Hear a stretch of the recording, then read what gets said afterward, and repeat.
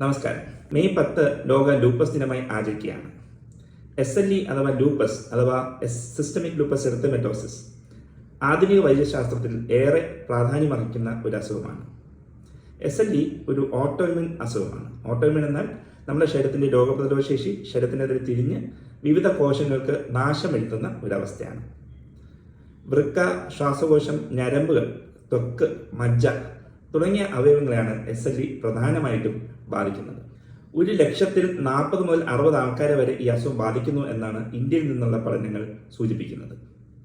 പ്രധാനമായിട്ടും 15 മുതൽ 40 വയസ്സുള്ള സ്ത്രീകളെയാണ് ഈ അസുഖം ബാധിക്കുന്നത്. ഈ പ്രായത്തിൽ സ്ത്രീകളെ ബാധിക്കുന്ന ഒരു അസുഖത്തിൻ്റെ സാമൂഹികവും സാമ്പത്തികവുമായ ആഘാതങ്ങൾ എന്തൊക്കെയാണെന്ന് നമുക്ക് ഊഹിക്കാവുന്നതാണ്. SLE എന്ന അസുഖത്തെക്കുറിച്ചുള്ള അവബോധം സമൂഹത്തിനിടയിൽ വർദ്ധിപ്പിക്കുക, രാഷ്ട്രീയ അധികാരികളുടെ സമക്ഷം കൊണ്ടുവരിക, പൊതുജനത്തിനിടയിൽ അറിവ് കൂട്ടുക, അതുവഴി SLE രോഗികൾക്ക് കൂടുതൽ സാമൂഹികമായ താങ്ങ് കിട്ടുക എന്നതാണ് ഈ ദിനാചരണത്തിൻ്റെ ലക്ഷ്യം.